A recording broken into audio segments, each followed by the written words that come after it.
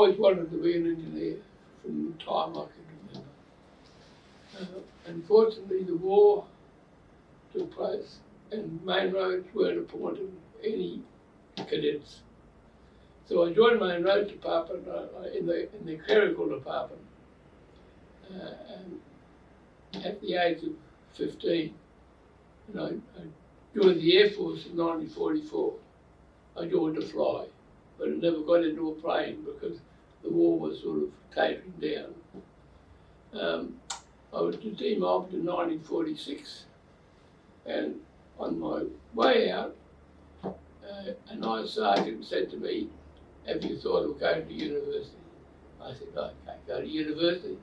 I didn't go past junior examination." And they said, "No, we're prepared to train you to get matriculation, and we're prepared to support you on a weekly wage. You'll have to refund it to us when you get work." And I was quite happy to do that. But fortunately, over the 5 years at the university, Queensland, to become a registered degree engineer, I kept on going back to Main Roads on every university holiday because I worked for them and I had to get some money to exist. We only got, I think, £1.10 a week in those days. That wasn't a fortune, but we managed. But it was a wonderful gift, really. So I come out as a young engineer with a degree, and that's about all I had too. Main Roads said to me, "What? Now you got a degree, where do you want to go?" I said, "Where the action is." So they said, "North Queensland, that's where everything's happening," and that's where I went. But there was a dreadful shortage of engineers in those days. But gradually it picked up. Most of the engineers in local government were very senior people in towns and cities. A lot of overseers. But I spent 3 years in Townsville in North Queensland, wonderful experience. I knew nothing, but I learned to watch, look and listen. And at the end of those 3 years, in Main Roads then, someone had to die before you got a progressive. So I said, "That's not that good to me." And Ingham was looking for a new shore engineer. They had an Anglo-Indian engineer who frankly was hopeless. So I applied, and away we went. And I was there as the youngest shore engineer in Queensland. Didn't know anything, but I learned really fast. And from then on, it was upwards. And that's the story up to the stage where I was there for 10 years. And I think I revolutionised the thing. Because innovation was the name of the word. We had very little equipment, a lot of it's old stuff from the war. We had to meet the specifications and be given an impossible job. Do you know, we never had a roller? And when I said to them, "Well, how do we fix the pavement?" They said, "Just roll by traffic." And well, we got around that somehow. But there was a theory of innovation, and that's why engineers in local government are innovative. If they're not, they get out. I had a wonderful life because I got a job at Beaudesert Shire, which is a big dairy shire, but at least it was close to Brisbane, and my family would have a chance to have an education to university. And I spent 15 years in Beaudesert, and they were a wonderful council, and because they gave me all the encouragement in the world, I was able to devote a lot of time to the Institute. And that's where we started.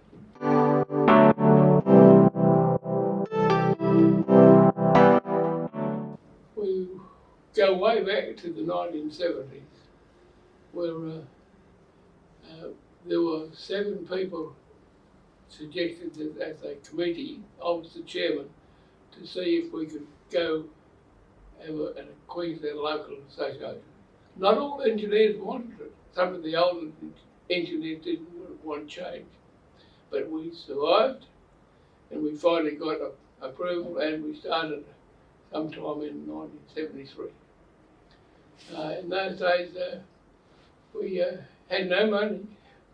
We collected $10 a head for 38 members, and that gave us a start. The first president was Jim Abbas.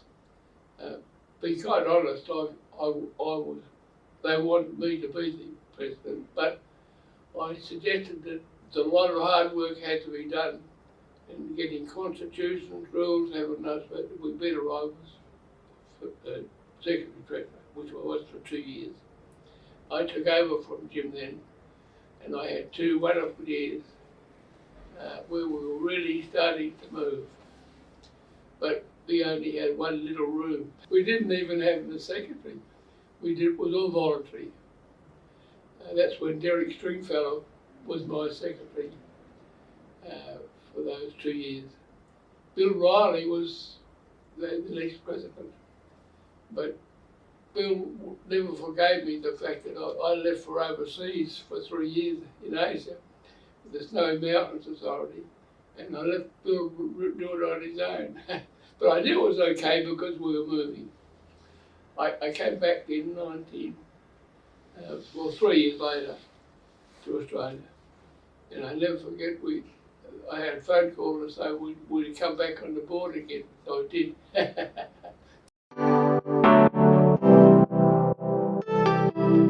We had to follow in the footsteps of New South Wales and Victoria. Jeff Wilmoth and myself used to go down as an invite to each of their conferences, and we were both Queensland representatives on the Australian Road Research Board, so we got to know a lot of people outside the state, and that's why we were certain we had to have a Queensland body, and that's how we started.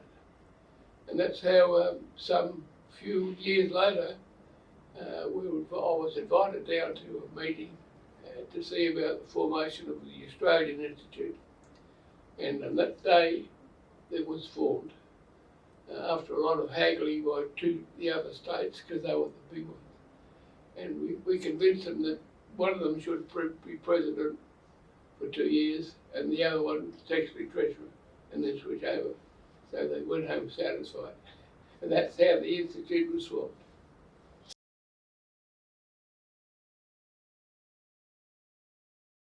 Local government is still local government, and always will be.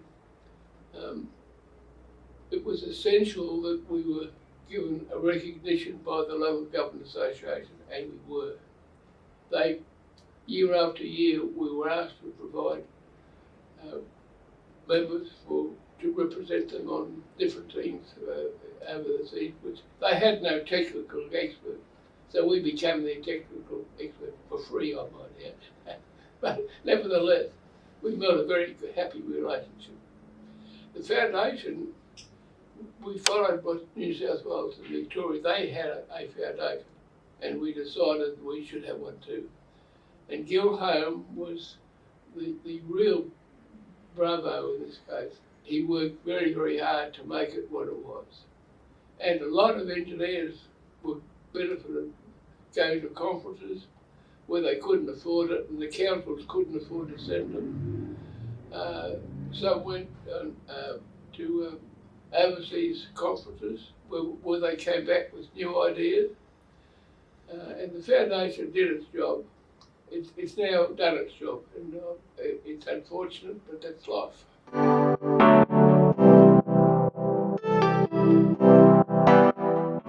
Well, in this day and age, there are training facilities which we never ever had. We had to train ourselves. And I first started training people way back at Ingham, because you come out of university with a degree, and that's it all. That's not true, really.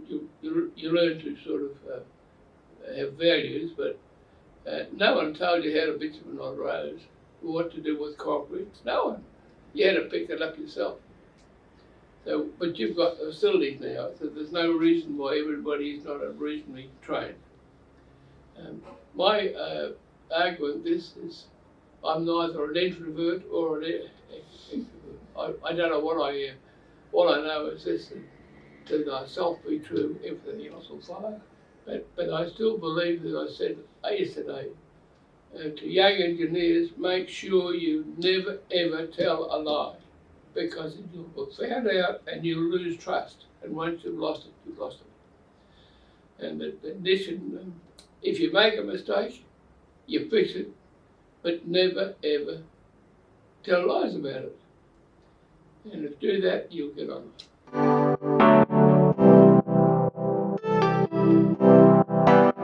There are some hilarious moments that you have. All engineers do, and you survive. The one was that when I was in England, there was a very long timber bridge over the Herbert River, and the land of milk wagons to come down from the tablelands through to Townsville. And the timber bridge, we used to check it for borers because it was on the tidal range where the salt water and fresh water met. And I kept on telling main roads that they have to do something about the bridge, because I reckoned it was dangerous, and no one took any notice of me. So I kept writing letters, and finally I got so annoyed. At a council meeting, I said to them, look, I'll guarantee that bridge will fall down within 12 months. And it did. The Commissioner of Main Roads rang me, because I used to work for him as a cadet. And he said, Ray, what's this business about bridges falling down? And I said, well, I warned them and warned them and warned them, and no one took any notice of me. And he said, yeah, but you prophesied it would fall down in 12 months, and it was 12 months to the day. So I never, ever prophesied anything, ever. Yeah, they're the funny things that happen here.